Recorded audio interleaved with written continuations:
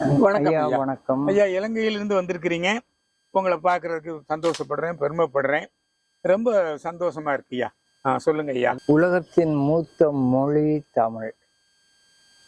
அந்த தமிழிலேயே விஞ்ஞான ரீதியான ஒலி அலைகள் இருக்கின்றது, வடிவ அலைகள் இருக்கின்றது.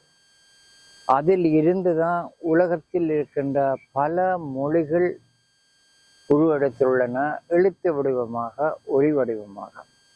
அவ்வளவு மூத்த அந்த மொழியினுடைய வரலாற்று தோன்றல்கள் தான் எங்களுக்கு சித்தர் வழியாக, நூல்களாக, குறிப்பாக விளக்கம் தந்திருக்கிறார்கள்.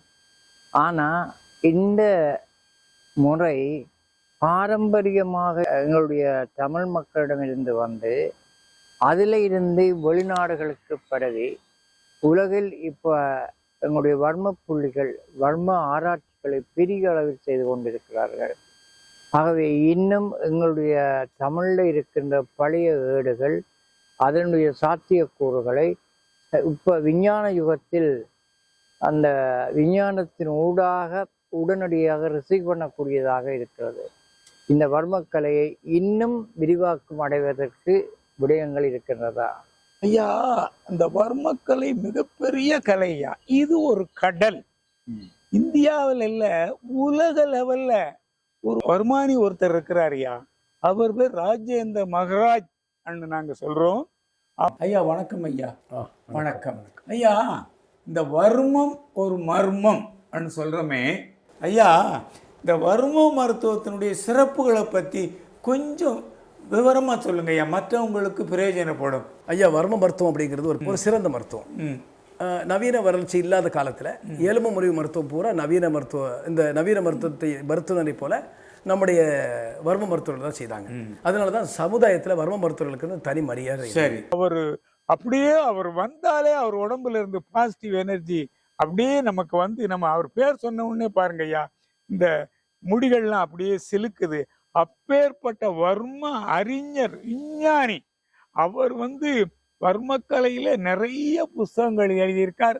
வர்மத்தை பத்தி எத்தனையோ பேர் இருக்கிறாங்க ஐயா. அந்த அளவுக்கு நான் பல பேரை சந்திச்சிருக்கேன், பல பேர் கூட பழகி இருக்கிறேன். என்னுடைய குருநாதர் ராஜேந்திர மகராஜ் ஐயா, அவர்கிட்ட உள்ள ஆற்றல் வேற யாருக்கும் எனக்கு கிடைச்சதும் இல்லை, பார்த்ததும் இல்லை. அவர் கூட இணைந்து பல நாடுகளுக்கு சென்றிருக்கிறேன். பிரான்ஸ் போயிருக்கோம், மலேசியா போயிருக்கோம், துபாய் போயிருக்கோம், லண்டன் போயிருக்கோம்.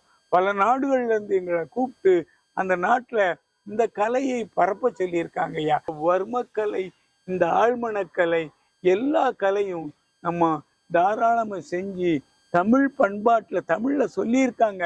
இது வந்து அழியாத ஒரு கலை.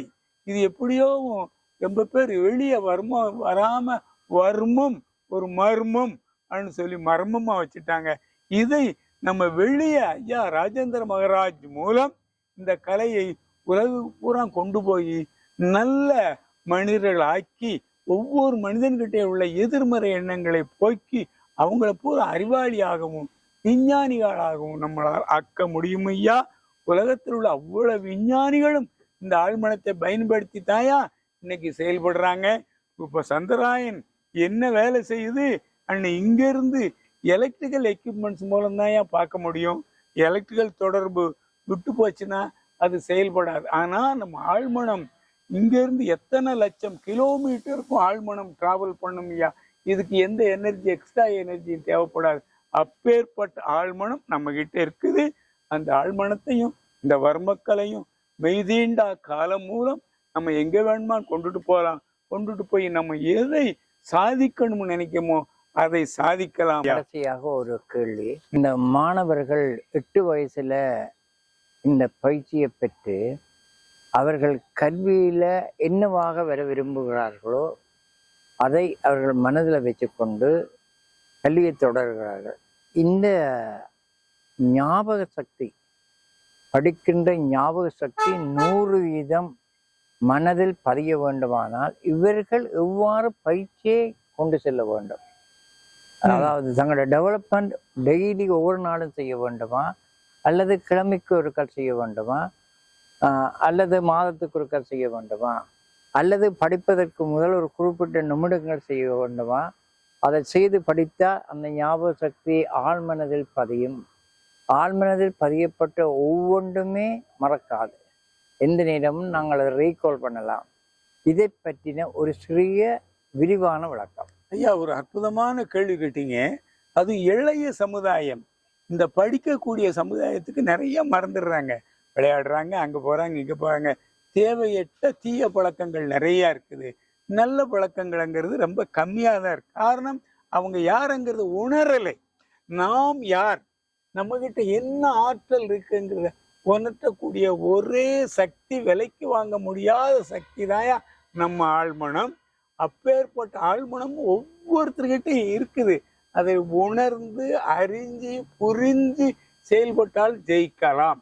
அந்த மாதிரி பையங்க அவங்க எதிர்காலத்தில் விஞ்ஞானி ஆகணும்னு நினைக்கிறாங்களா, இல்லை டாக்டர் ஆகணும்னு நினைக்கிறாங்களா, இல்லை இன்ஜினியர் ஆகணும்னு நினைக்கிறாங்களா, இல்லை வியாபாரி ஆகணும்னு நினைக்கிறாங்களா, இல்லை பெரிய தொழிலதிபர் ஆகணும், அந்த எண்ணங்கள் அவங்க மனதில் பலப்படுத்தணும்.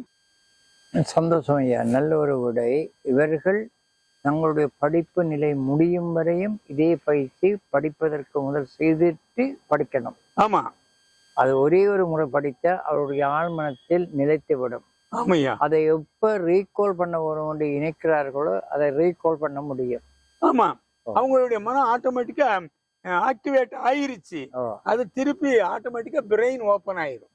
ஆமா, அவங்க உடனே சொல்லலாம். உதாரணமாக ஒரு கேள்வி கேட்டா நாங்க பதில் சொல்வது போல, அது எந்த கடினமான கேள்வியாக இருந்தாலும் அந்த பதில் தானாக முன்னே ஆட்டோமேட்டிக்கா பதில் வந்துடும். சொல்லுங்க, அவர் கண் முன்னாலே நிற்கும்.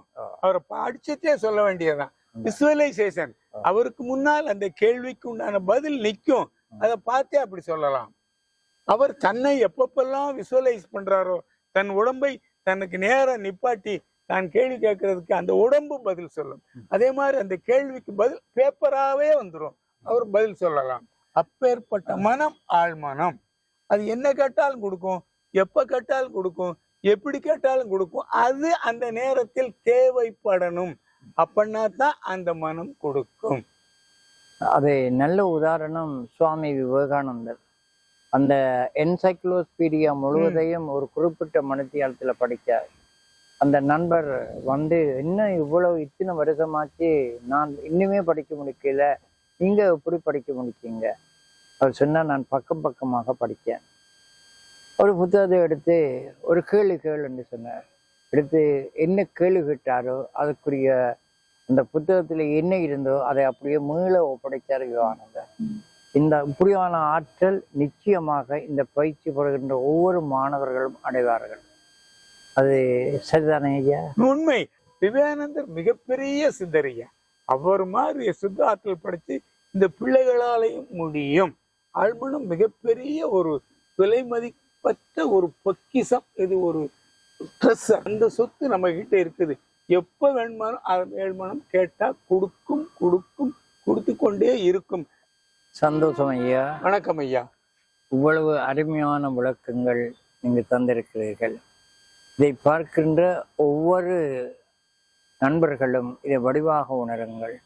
சில வேளைகளில் உங்களுக்கு இது சம்பந்தமான டவுட் ஏதாவது கிளியர் பண்ண வேணும் என்றால் அவருடைய பயிற்சி நிலையம் இங்கே இருக்கின்றது. அதே போல அவருடைய வகுப்புகள் சீராக நடக்கும். அதில் நீங்கள் தொடர்பு கொள்ளலாம். குறிப்பாக இந்தியாவில் உள்ளவர்கள் நேரடியாக அவர்கள் தொடர்பு கொண்டு இங்கு வந்தே செய்யலாம். மற்றவர்களுக்குரிய இதை ஐயாவோட கேட்டு நீங்கள் தெரிஞ்சு கொள்ளலாம். சில வேளைகளில் இந்த பயிற்சி நான் ஸ்ரீலங்காவில் இருந்து ஆன்லைனில் செய்கிறேன். அந்த பயிற்சியில் நீங்கள் சேர்ந்து உங்களை டெவலப் பண்ணிட்டு ஒரு குறிப்பிட்ட காலத்தில் நீங்கள் ஐயாவிடம் வந்து அந்த பயிற்சியை நேரடியாக பெற்றீங்கன்னா மிக சிறந்த ஒரு பயிற்சியாளராக, ஆழ்மன ஆற்றல் உள்ளவராக நீங்களும் மாறுவீர்கள், மற்றவர்களையும் மாற்ற முடியும்.